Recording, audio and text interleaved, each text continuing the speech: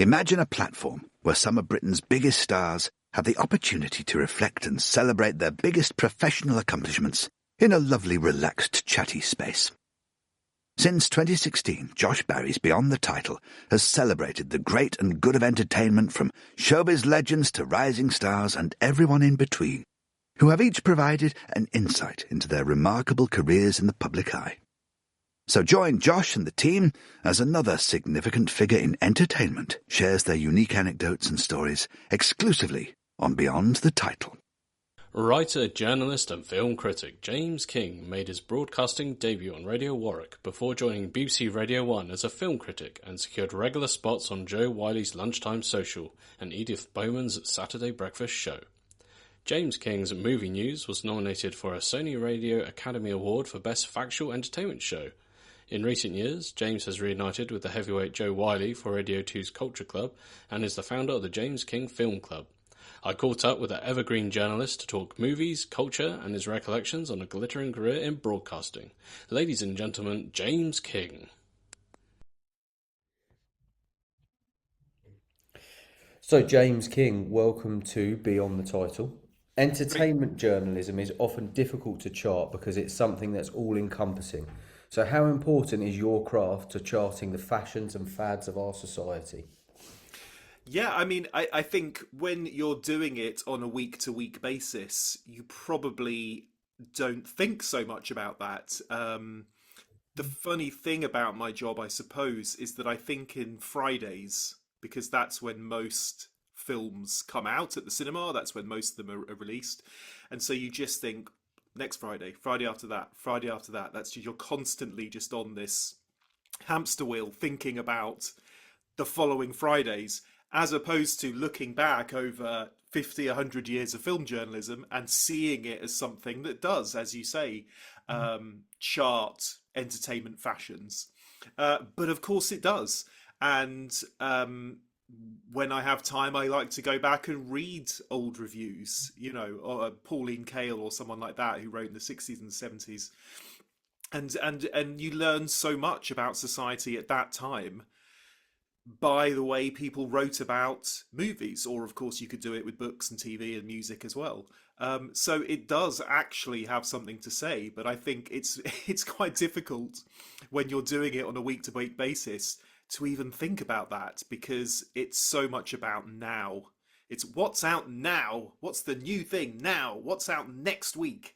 There's very little opportunity to look back too much, and some of the things that I enjoy doing most in my job are when I do have that opportunity. So let's say it's a documentary that I make, or something that I write, or a podcast, where you can just kind of sit back, survey the last few years or more, and actually come up with some ideas about what's been going on, as opposed to just being stuck on that hamster wheel and thinking, right, what's next week, what's the week after that, what's going to be big this summer. So it is good to reflect, and hopefully we'll be doing some of that today. But it's a rare opportunity actually in film criticism to reflect, because it's always on to the next big thing. Why do you think that film's always been a superior genre to television? Well, I suppose superior, I mean, it's superior to me. I prefer films to TV. That's not to say I don't love watching TV as well. I suppose budgets have allowed it to be. I suppose that length has allowed it to be, in that you could get a 2-hour plus movie, whereas you're only going to watch, you're not going to have an episode of something that's 2.5 hours. It would be perhaps a mini series, and you'd watch it over several weeks. And just the event, it's an event for me going to the cinema still, actually. And so I think just the fact that it's sort of something you have to make an effort to do, to leave the house and to go out to the cinema, that in turn, I suppose, has encouraged people who make the films to make it feel like more an event, to make it feel like it's worth the effort. Whereas TV is so easy to watch, isn't it? I mean, it's you don't really have to do anything. You just hit the remote in your front room and it's there. Now, of course, we've talked. People have talked a lot about peak TV. I suppose in the last 10, 15 years, with HBO and The Sopranos and Mad Men and Breaking Bad and all those kind of shows. And I love those shows, and I'm certainly not going to claim that there are many movies that are better than the experience of watching every episode of Mad Men. I love that. But I do think that as a sort of 2.5 hour, let's say, with the ads and everything, a 2.5 hour outing window of your day, going to the cinema, watching a movie, big screen, big sound system, that to me is a very special event. And I like it when filmmakers agree with that. For example, a recent film, Project Hail Mary. Now that's doing very well, huge success at the cinema, and Ryan Gosling, the star of that movie, has said, we've got to make better films that make people want to leave their homes and go to the cinema and make it an event, make it superior to staying at home and watching the telly. And that's exactly what he did with this film, Project Hail Mary, and I think that's what the best filmmakers do. Christopher Nolan, I suppose, is the ultimate example of that.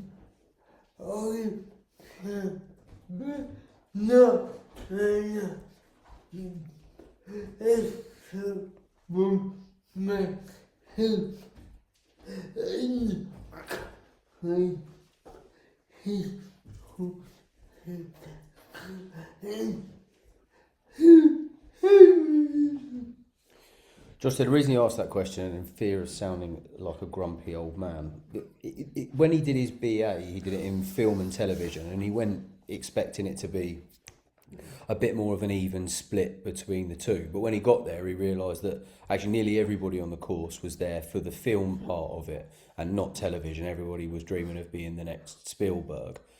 And that it, on reflection, probably is part of the reason why there's not enough emphasis put on promoting people to get into television rather than film. So that was the reason behind it. Yeah, I mean, I like you, Josh. I also did film and TV, and it was a very similar thing. I mean, I think it was maybe out of 3 years there, maybe one term was television, and the rest was very much film. And it's film is sort of film directors, but TV directors. I mean, sometimes they are film directors who are working in TV, but largely the directors aren't as well known. And that's a shame. I mean, I think, like I've said, TV and the format that it offers, the miniseries particularly, or the long kind of 12 episodes, and then you do 3, 4, 5 seasons. I mean, the stories that you can tell in that time is amazing. And a number of criticisms I've made about films over the years.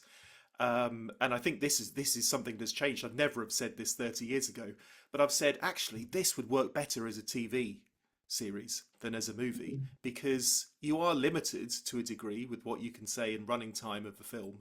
And you can say so much more, especially if it's like a biopic, a true story. and you want to cover someone's life from childhood through to retirement, you can do so much more with that over several episodes of a TV series than you can with a movie. So it's a different medium. I have huge respect for it. Film is obviously more my thing, but yeah, I do think that more emphasis on the creators should be placed more on the creators. We know about Ryan Murphy, for example, Shonda Rhimes, some of the big names in American TV, but it's a handful of people compared to the number of actual film directors that we know. How do you think streaming platforms have changed the division between film and television? And how do you think they've changed the attention that films now receive? Yeah, it was. I mean, in my mind, it was COVID that really changed things. If I remember rightly, Disney Plus, you might know differently, but I think Disney Plus launched about the week that we went into lockdown, from what I remember. And so, things haven't been the same since. Of course, there were streaming services before that, but I think that's when they really hit big. And we're still seeing the signs. Actually, the box office hasn't entirely recovered, and certainly with Disney. I mean, if we're talking about Disney Plus and Pixar movies and things like that, which were at one time absolute copper-bottomed, guaranteed mega hits when they were released at the cinema, and they've been hits since, but less so. And I think it's because so many people, especially families, the big audience for Disney movies, they've become used to just watching them at home and thinking, well, I can wait a few weeks and I've got a big TV, I can put it on at home, it'll be on Disney Plus, it will save me a lot of money. And I can see it, totally understand why that happens. I don't have a family, but I imagine if I did, and I was taking 4 people out to the cinema with popcorn and drinks and everything like that, that's a significant amount of money you're spending. Yeah. So I can understand why people do that.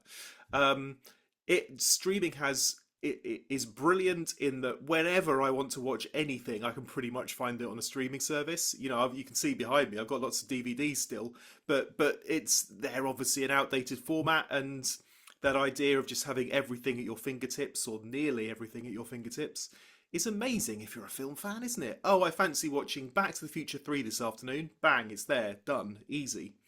But in my heart of hearts, I suppose this is just the era that I come from. I also think that sometimes searching something out, waiting for it, is it going to come to my local cinema? Will I be able to find it on DVD?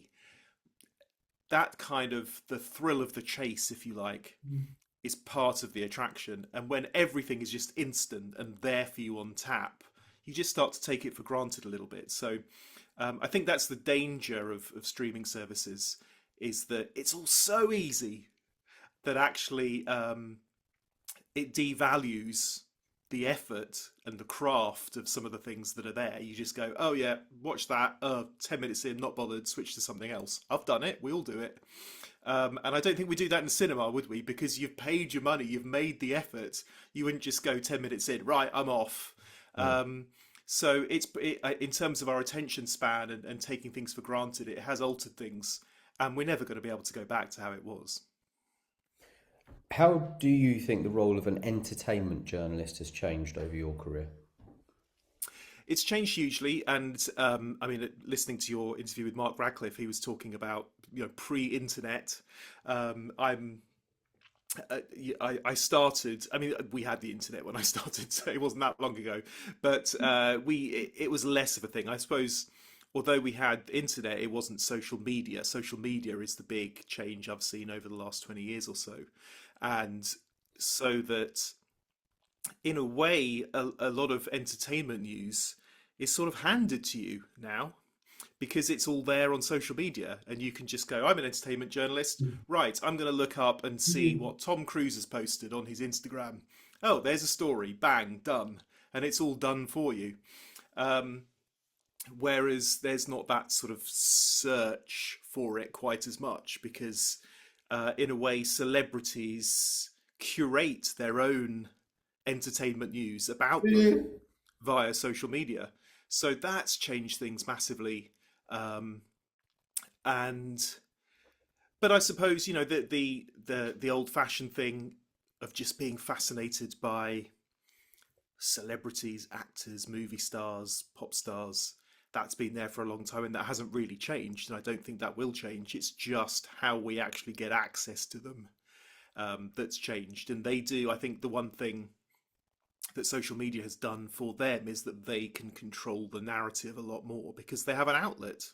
Everyone's got an outlet now. It's like their own personal channel where they can say, this is me, this is what I'm doing, this is the latest. I can deny something, I can announce something, whatever I want to say.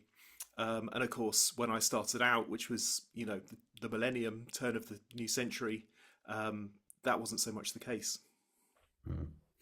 You joined Radio 1 at a time of great positivity. What was the attitude towards entertainment journalism at that time? It was a big thing, actually. When I joined, there was, I think, 2 broadcasts a day. It was called The Net. Newsbeat Entertainment Transmission. That's what it stood for. But of course, that by calling it The Net as well, that shows you the age, because the net, you know, the internet, it was sort of the buzz phrase, the buzzword of the moment. And, you know, so we were on twice a day, and people used to come in. We were at old Broadcasting House, which still exists in London, but it's not used for Radio 1 anymore. But we were in old Broadcasting House, and, you know, bands used to come in, or we'd go to hotels or whatever and interview, you know, movie stars and pop stars. And it there was a lot of effort went into a show that was maybe, I'm trying to think how long it was, maybe 3 or 4 minutes per broadcast. So I'd say at most 10 minutes a day of broadcasting, probably less. But a lot of effort went into it. Sometimes it was easy because there were huge news stories happening. I mean, I started pretty much around the time that Princess Diana died. So this would have been, what, August 97, I think that was, wasn't it? And so, of course, you certainly weren't short of stories then, because everyone was cancelling everything, and you had Elton John involved, and, you know, the charts were all over the place because of it. And so, you know, it was busy. There are other times, of course, when you'd struggle to fill 10 minutes. But I just remember that there was a lot of effort went into it for a relatively short amount of time. And then after that, I moved on to a film show with Mark Kermode called The Movie Update. Again, it was a 10-minute show. But so I was an assistant on it. There was a producer. Mark was the presenter. We'd go abroad to cover things. We'd interview people. There was so much effort went into it for 10 minutes a week. And, you know, you don't realise it at the time. You don't realise you're onto a great thing. But I look back now and I just think, wow, even if that show existed now, it would be done by one person probably. You know, things you can do that now. You can do it one person. It's easy. Just do it on your phone if you want. But yeah, so my main memories of entertainment news when I started were just how much, you know, how much investment was put in it, actually, by the people who made it, but also the people in charge. And of course, while you were at Radio 1, you became the entertainment reporter on Jo Whiley's Lunchtime Social. What were your first impressions of her? Now I've got to watch myself, haven't I? Yeah, I mean, Jo, you know Jo as well. I mean, she's lovely. And, you know, we have a lot of similar interests, and you know, she's not a film kind of nerd, if you like, but she's interested in movies. And so I've just always found it very easy, and it hasn't really changed that much. You know, our lives have changed. Her kids have grown up. And, you know, I've married, and, you know, we're now, both of us are into gardening. I don't think 30 years ago we were really into that kind of thing. So, but in terms of just the you know, the relationship and the chemistry, I suppose it's very similar. it's something you can't really analyze. I think it just works or it doesn't. And there are certain people I've worked with through no fault of their own or my own. It just, just doesn't click. It just doesn't Mm. match. And I don't think it's something you can really overanalyze or change or say, well, if you do this more, I can do that more. I think it's either there or it isn't. And I've always found that with Joe, it's easy, really. And the 90s was a time of concentrated pockets of culture, with Britpop dominating the charts and films like Train Spotting and Human Traffic crushing the box office. In your opinion, what was it about the 90s that created so many water cooler moments?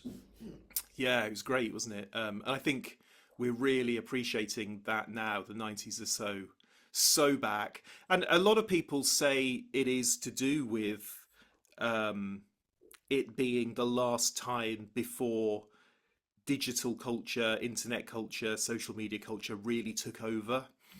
Certainly in terms of movies, the Blair Witch Project, which was 99, was the first time a film had really used the internet to help with its marketing. So it was right at the end of the 90s. So you only have to go a few years earlier, like Train Spotting, as you mentioned, and that just wasn't a thing. Train Spotting became a thing, and it was, if you remember it, it was the thing through not through any kind of internet or social media. It's remarkable to think that it could become this kind of talking point and this touchstone without any of that. It was done through a great poster and a great soundtrack and the coolest actors, and just it was just the moment. Um, so I think that there felt like there was a freedom in the 90s in that, I suppose globally in terms of what was going on, um, things felt quite optimistic. Um, and I suppose with the music as well, it felt like, I mean, Britain has always had an amazing music scene, but with Britpop, it had a real cohesive image and sound that people could immediately latch onto. I get it. That's Britpop. I understand what that is. And so when you had filmmakers using that as well, um, it was this perfect marriage, really. It was just like, I mean, I was the right age for it. So I was about 18, I think, when, no, I was older. I was about 20 when Train Spotting came out. It was like it was made for me. It was just like, of course, I was at university, the bands I loved, the actors I loved, cool storyline, edgy, funny, sexy. Just like, well, this is it. It's a film made for me. So I think that was what, the 90s that we talk about. So the Britpop era, Spice Girls as well, things like that. Everything was so clear and brash and direct, optimistic, vivacious, and that just really resonated. You didn't sort of have. I think it was difficult to be sort of on the fence about it. You really went for it or you didn't. Mm. And personally speaking, I absolutely went for it.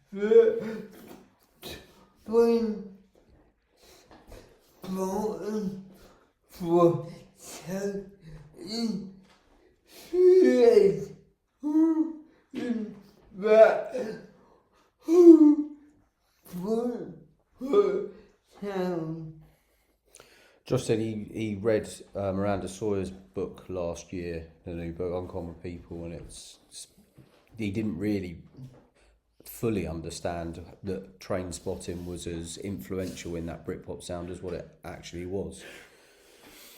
Yeah, I mean it's when I think of Trainspotting, you tend to think of maybe one or two of the songs that, the iconic "Lust for Life" right at the beginning, when Ewan McGregor's running down the street, and Born Slippy and things like that. But then you look at the soundtrack and you see Pulper on there, and Blur and Sleeper and all these other bands, and I can't particularly remember them in the film, but in a way it didn't really matter. You just buy the album anyway because it was almost like a kind of greatest hits of Britpop, with some of the influences as well.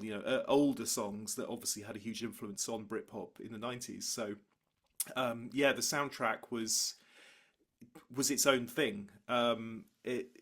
But at the same time, I think that they worked together so well. It really was like the perfect blend, wasn't it? The visuals of the movie, but also the sounds of the music as well. And Danny Boyle has always been like that. I think Trainspotting will forever be his ultimate moment in terms of music, because it did just capture that era.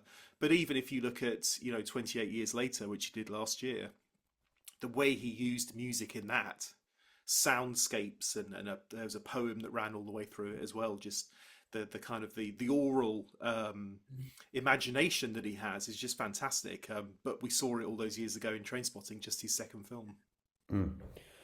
What do you think it was about the 90s that created such a thirst for showbiz journalism? Well, the people in showbiz were very exciting.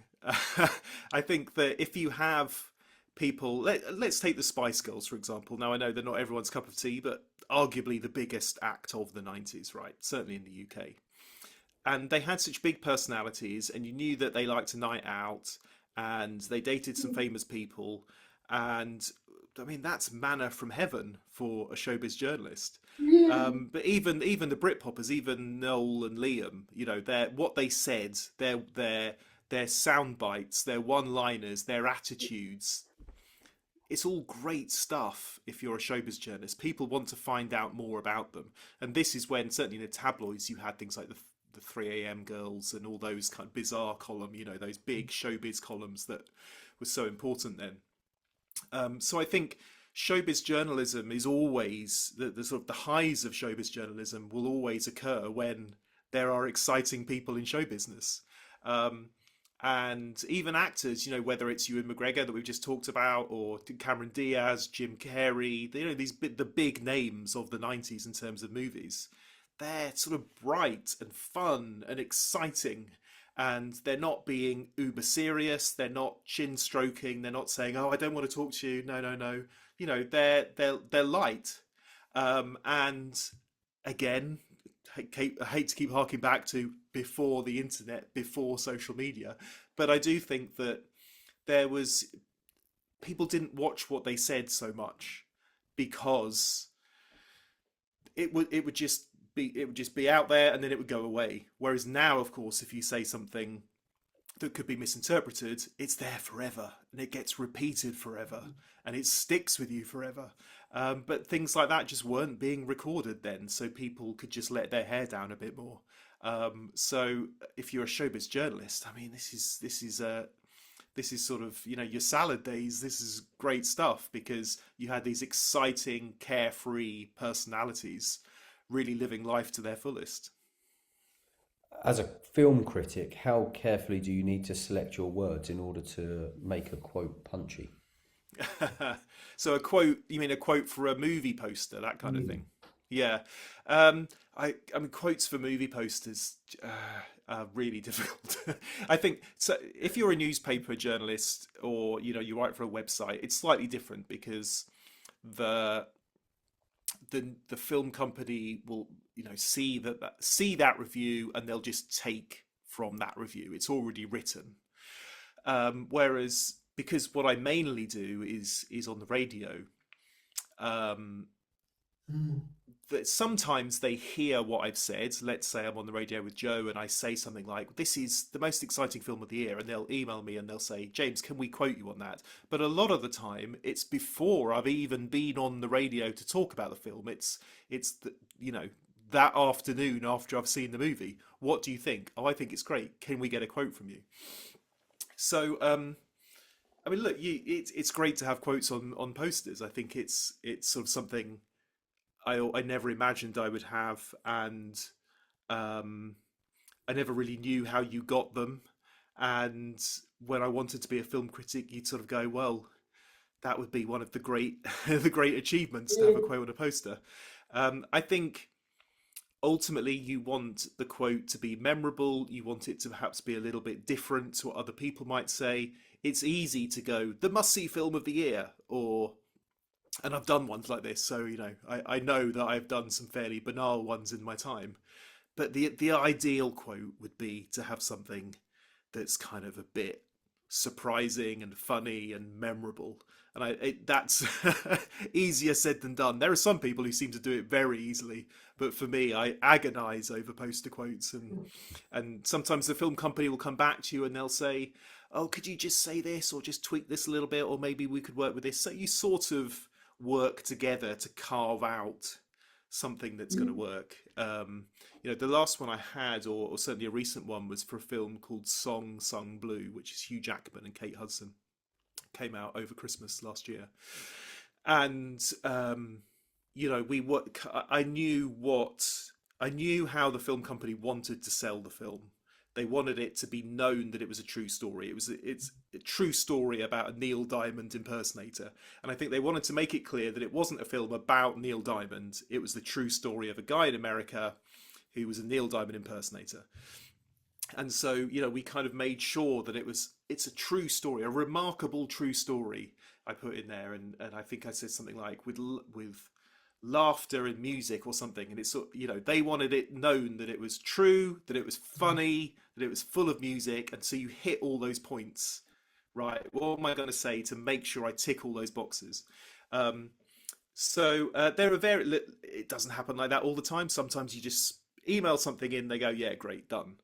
But other times you do really sort of hone the perfect, or what you hope is the perfect quote, because the marketing departments, they spend a lot of money on these things. They put a lot of thought into these films. They need the quote to really pithily sum up the movie. If you're at a train station or a bus stop and you see the poster and you see the quote, you go, right, I immediately know what that is and whether I want to go and see it or not. So my favourite one, I think, not the one that I did, but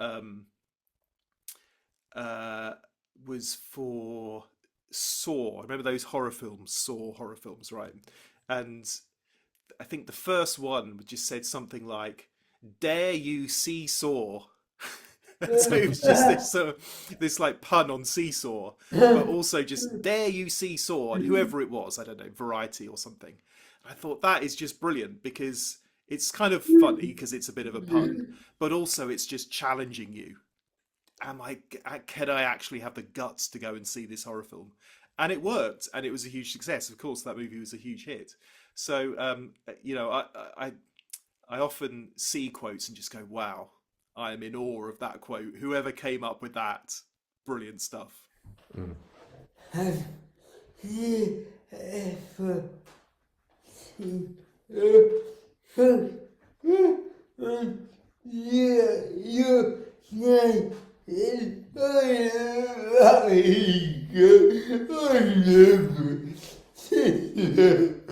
Josh said, have you ever seen any of the posters with your quote on it and you think to yourself, did I say that? I don't think I said that. Unfortunately, too many times. Yeah. There's one that always haunts me, and people, I mean, still remember it weirdly, but it was for a film. It was a Nicolas Cage film called Knowing, which was a science fiction film. I would say, off the top of my head, maybe 20 or so years ago. And I think, from what my recollection of it is, that I'd written a review for, I think, a Radio 1 website, and I'd said something along the lines of the special effects are spectacular. And I mean, I must have signed off on this, but I don't recall. I just remember very soon after seeing the poster that said, "Spectacular, James King, Radio 1." And of course, I didn't think the film was very good, but I did like the special effects, which is why I'd written the special effects are spectacular. But all it said was spectacular. And I don't think anyone else in the film world had given a quote because it wasn't a particularly well-reviewed movie. So they really rinsed this spectacular of mine, and it's still on the DVD. You occasionally see it in a charity shop or something for sale. And people went, "You really thought that film was spectacular?" I'm like, "No, I thought the special effects were spectacular." Yeah, occasionally you do see that, but probably 20 years ago, I was probably more keen to just get out there and get my name on anything. Whereas now, hopefully, I like to think that I'm a bit more picky.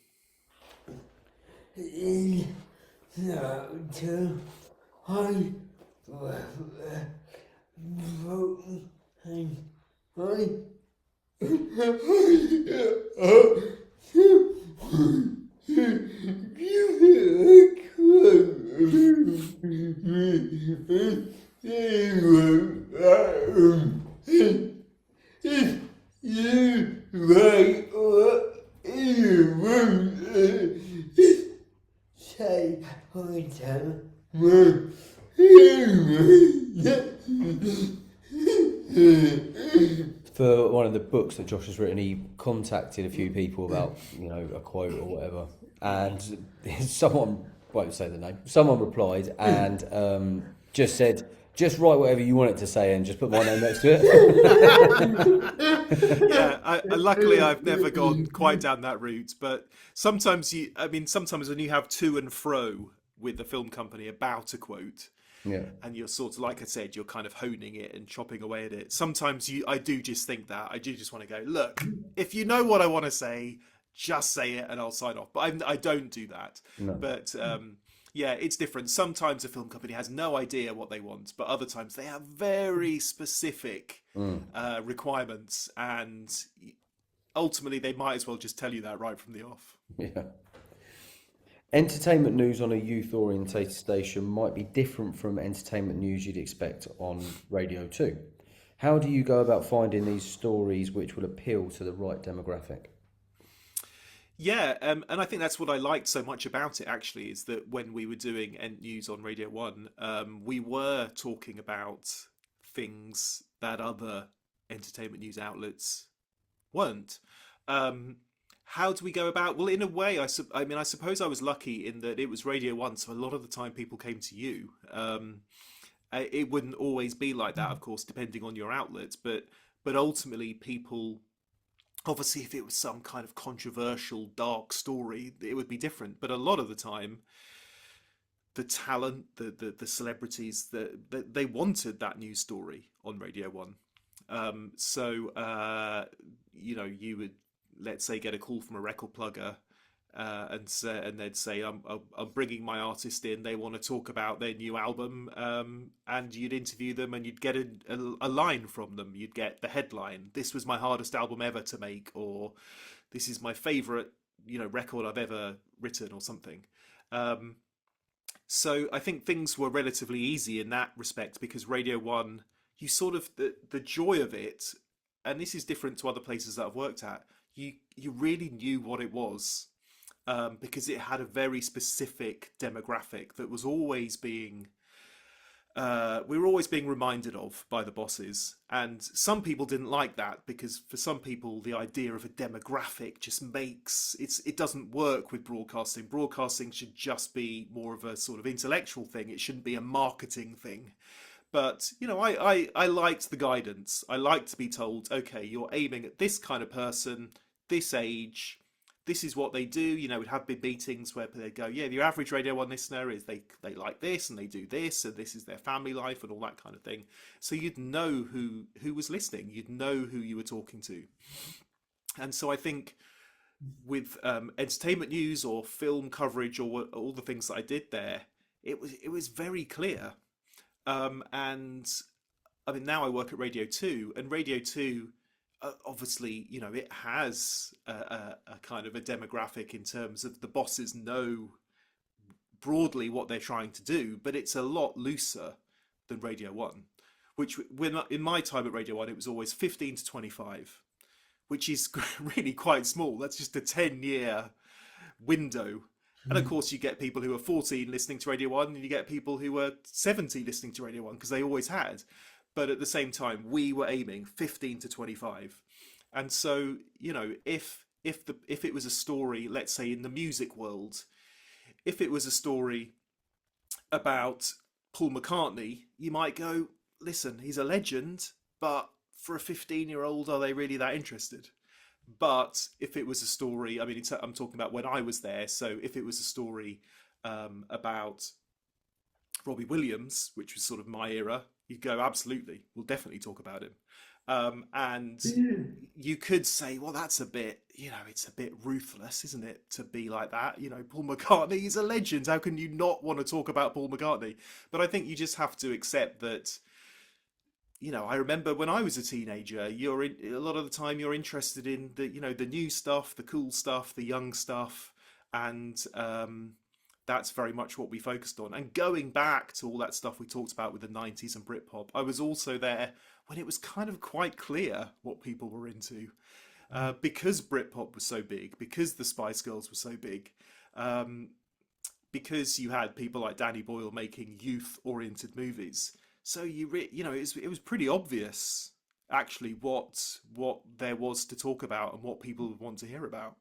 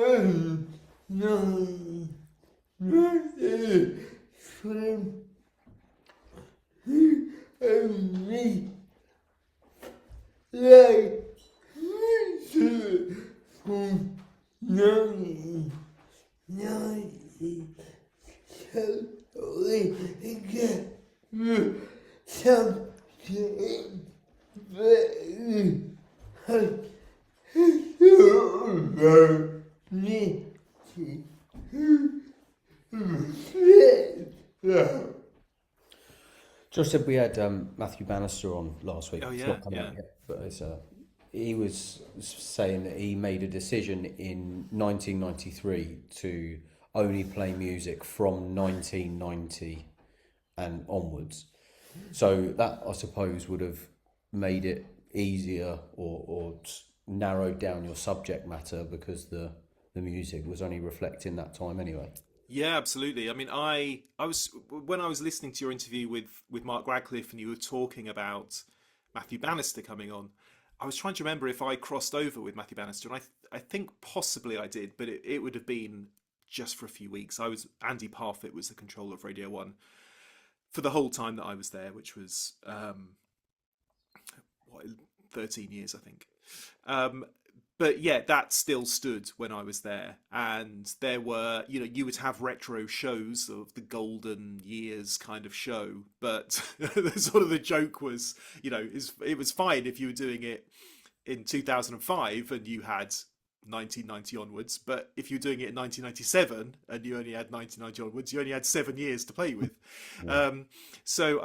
I remember that was very much a thing. And, as someone who primarily did film coverage on the show, that was also a thing. I mean, we weren't dictated to as much because we were a much smaller part of Radio 1. Radio 1 was primarily music, not films. But just in terms of the films that we covered and we talked about and referenced as well, it's the joke that Mark Kermode, my colleague, always used to make was films didn't just begin with Star Wars, but that's sort of what we had to think, is that Star Wars, which was late 70s, which would have appealed to people born sort of mid 70s. This is my age, by the way. That by the time of the late 90s, they were sort of mid 20s. So that was the age group we were aiming for. The people who they grew up with Star Wars, they grew up with Spielberg movies, and the Goonies and Gremlins and things like that. That's what they grew up with, and we wouldn't go back to. So many great films, it's ridiculous to sort of cast them aside, but we wouldn't hark back to The Godfather, or we wouldn't hark back to The Graduate, or we wouldn't hark back to, certainly not to black and white movies. And you just had to kind of make that boundary, really, and say, this is where we're starting. And it's like, I remember Mark Radcliffe said in when you interviewed him that it sometimes you need to balance these things, but also sometimes just having a big cull and a big like line in the sand, this is what we're doing, it's quite extreme, but I do think it makes things very clear. And so by the time I came on board, when these things had been in play for several years, I was certainly very clear and very amenable, I think, compared to a lot of people, just to go with that. And because it just made things clearer. If you're a broadcaster, I think it's useful to know exactly what it is your outlet wants you to say, and who you're talking to, and to have that picture. I was always taught when I was at broadcasting college, when I was doing journalism, imagine your listener, picture your listener. What are they doing? How are they listening? What is their life like? And Radio 1 was very clear about who our listener was. Yeah. What do you think the future will hold for entertainment journalism? Well, entertainment journalism at the moment is in quite a... I find it all quite strange, really. Obviously, there are stories every now and then that are almost crossover with the news. And they're proper stories. Maybe it's an obituary, or maybe it's someone getting into trouble, or whatever it might be, or a huge film success. The Oscars, for example, is always something that sort of straddles both mainstream news but also showbiz journalism. But I think it's to find genuine stories every day is tough. It's tough if you are a news journalist, let alone a showbiz news journalist. And I've always thought with constant news, which is what we have now, whether that's 24-hour news channels or just constant updates on the internet and on social media, you've got, it's a struggle sometimes to find something, and you can tell when an outlet is really clutching at straws. And to have a picture of, Celebrity A turned up with her new boyfriend, Celebrity B, at this premiere, and that's a showbiz news story. You think, well, is it really? It's a thing. It happened, but would I really describe that as showbiz news? It's just a photo, and it's just something you look at for a second and then scroll on to the next thing. I like, I read, whether it's something like Variety or Vanity Fair, when they have actually like a really in-depth, well-researched, long-form bit of showbiz journalism or entertainment journalism. You can't do that all the time just because there's not the material to do that. But that's the kind of journalism that I think is really rewarding. I spent years on red carpets. And I think red carpets, there's such an image of movie premieres, as being the most glamorous event you can ever think of. And in certain respects they are, but I think as a showbiz journalist, when you're behind that velvet rope and you're holding your microphone out and you're shouting, Tom Cruise, Mr. Cruise over here, Tom Cruise, come and speak to me, and then you have 10 seconds with him to ask something really banal. It's, to me, I found it such a sort of mind-numbing experience. It was always quite depressing, really. You just think, well, I love movies and I love the entertainment industry, but there's got to be more to it than this, really. But it's sound bites, and soundbite journalism is a huge thing. But I don't think, from my point of view, I don't think I'm really that good at it. Actually, I think it's a skill. There are people who are good at it, but I don't think that kind of quick hit, that quick scroll, quick sound bite, it's something I can't. I just struggle to actually do myself. Yeah.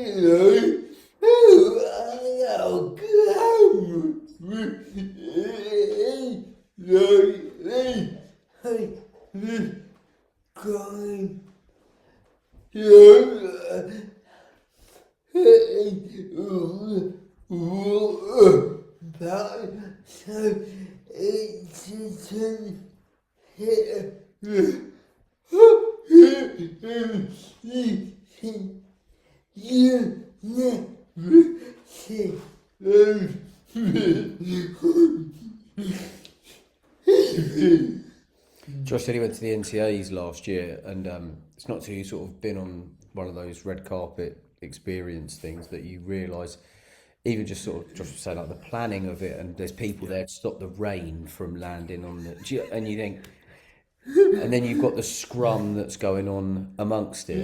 It's just like chaos. I mean, they're remarkable things, and I have mixed feelings about them, and of course, it's an incredibly privileged position to be in to even have those mixed feelings about them.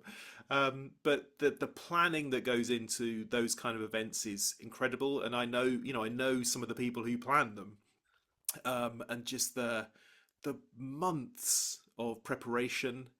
The sort of herding, that you've got the talent, if you like, the actors who are going to, be on the red carpet, and just the kind of making sure they're in the right place at the right time and they're looking the right way. And like you said, they've got somebody, an assistant with an umbrella over them, and making sure that the dress looks great, and just planning and coordinating. It's a huge thing, and it's a hugely expensive thing, especially if you're using, the South Bank, which are probably where the NTAs were, or Leicester Square in London, those kind of things. These are a major event. So I'm sort of in awe of them, really, and I'm in awe of the journalists, asking their questions and just the whole shebang. But it's sometimes I just think, you know what, I just want to watch the film. This is amazing, but let's just watch the movie. Looking back at your career, what's your proudest achievement? I think my proudest achievement is a podcast I did for the release of No Time to Die, the most recent James Bond movie, and it was an odd experience in that we started it before COVID, and you may well remember that No Time to Die was delayed, I think, about 3 times because of COVID and cinemas not being open. So it actually came out very late. I'd already, early on, before any of that, I'd been out to New York to interview the actors and the filmmakers, and then that kind of all got scrapped, really, because we sort of, there was an elephant in the room that we had to address, and so a lot of the material I recorded then we never ended up using, but over the course of probably 18 months, I'd revisit it, and I'd go back to interview Barbara Broccoli from Eon Productions, who made the Bond movies, and Michael Wilson, her brother, and re-interview Daniel Craig, re-interview various people involved in it. A lot of behind the scenes people as well, casting and locations and special effects and things. Fascinating people. And, it'd all be done with masks on and all this kind of thing. But over the course then of 18 months, 2 years, we just sort of kept changing the podcast and altering it, but getting more and more and in it. And I'd record some here in my home where I am now, but sometimes I go into London and record it. So it was all this, it was a very odd experience in terms of putting together a podcast, not how you'd normally do it, for obvious reasons. And then, the film got a release date and it was coming out, and it all came together, and my producer did a wonderful job and edited it all together, and it all made sense, I think, and actually was a real sort of luxurious deep dive into the making of a Bond movie. Not many films could sustain a 6-part podcast series where each episode was 45 minutes long, because I just don't know if there's enough interesting things to say. But with Bond, we weren't just talking about No Time to Die. We were talking about the whole history of Bond, and many of the people who worked on it had worked on numerous films, because they're a real tight-knit family, the people who make those movies. And so I just found it really fascinating, just as a film fan, regardless of being a Bond fan, just as a film fan of the atmosphere of making a Bond movie, because the people I spoke to, I think, painted a really interesting picture of how making a Bond film is different to making any other kind of film. And yeah, the lockdown was lifted, the film came out, we went to the premiere, we launched the podcast, and we got good feedback on it, and it was just a remarkable experience, and you don't often get those kind of opportunities. Like I said, there isn't really anything else like the Bond franchise that you can do that with. Possibly a Star Wars or a Harry Potter or something, but in a way, there's probably just too much of that. It's almost too big, that world, those universes. Whereas Bond is, a kind of more streamlined, 25, 26 movies. It was just a real privilege to be able to delve so deep and to ask those questions. So that's the thing I think I'm still most proud of. When people would always ask me, as if I had some kind of knowledge, they go, "Well, it was an official podcast, so it was all official from the Broccolis and Universal Pictures." They're like, "Well, you must know who's going to be Bond next, then. You must know. Come on, James, you must know." I'm like, seriously, there's one that they're never going to tell me. I had good access to very important people. It was brilliant, but they weren't going to tell me who was taking over from Daniel Craig. Probably because they didn't know, to be honest, and we still don't know. But yeah, it was a wonderful thing, and Bond has obviously changed since then, and it's changed hands, and it's now owned by different people, and it's probably going to be, when it does happen, it will probably be a very different kind of Bond. So in a way, it was sort of nice to be part of sort of the final part of that James Bond era, really, because I don't think James Bond in the future will ever be quite the same again.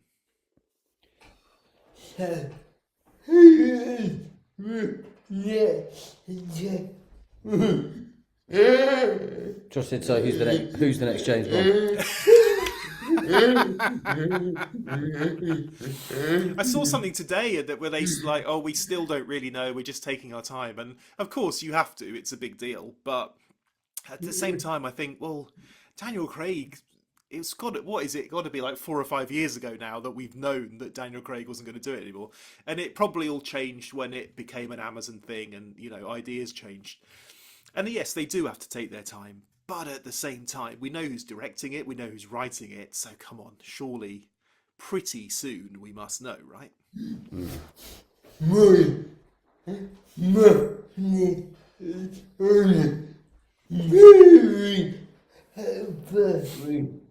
Josh said his money's on Mary Berry.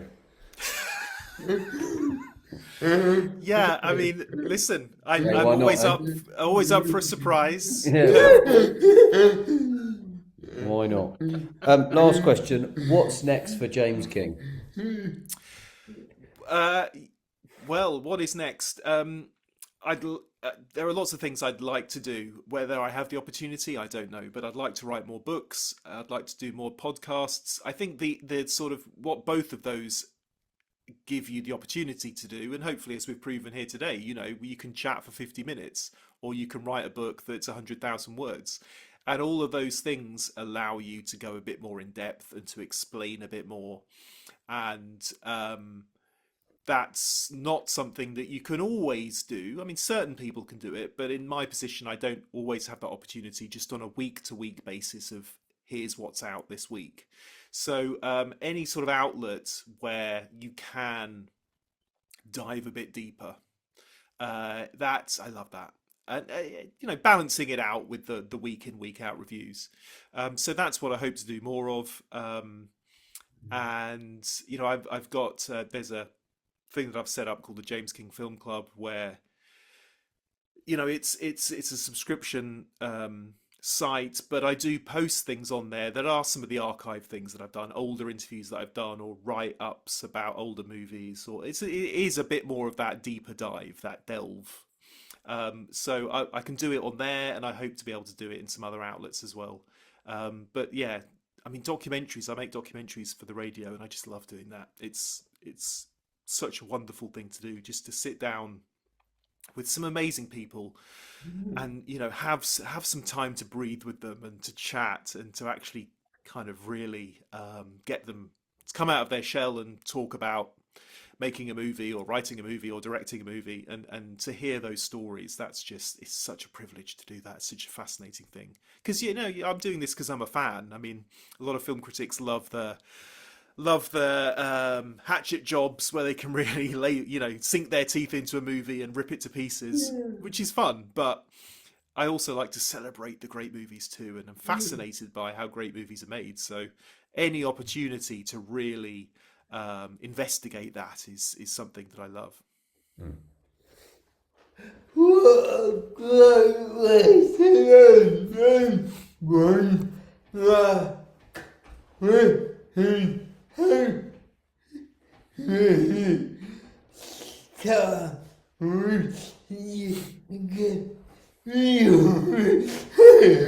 Josh said that's a great way to end.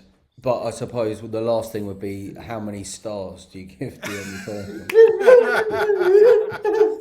Oh, I mean, it's 5 stars, isn't it? The must-hear podcast. Yeah. I've got to come up with like a pithy quote. Yeah. What we could do is we could just email you what we want you to say, and you could just put your name next to it. Exactly. Yeah, let's do it that way. Yeah, I much prefer that. Yeah, no, thank you so much. It's been great to chat to you. And thanks for coming on. And as I said in the interview, it's great to sort of have an in-depth chat with people and to go a bit deeper. And you really know your stuff, you guys. So I'm very impressed. Thank you very much. He tries his best. We'll obviously be in touch. We'll let you know when it's going out and everything. And then, hopefully we'll speak to you another time. Cheers, Josh. Cheers, James. See you later. Take care. Bye now. Bye. Bye. Thank you very much to our wonderful guest for being the subject of another Beyond the Title episode. If you like this, why not browse the website and see if there's anything else you like? We're now on Spotify, iTunes, YouTube, SoundCloud, Apple Music, and Amazon Music. Everywhere, quite frankly. Don't forget to like our Facebook page to receive updates on forthcoming interviews, and please do give this podcast a little share. Not in a shoop-shoop song kind of way, you understand, although that's probably quite welcome. Thanks again. Hopefully see you next time. From all of us here, goodbye.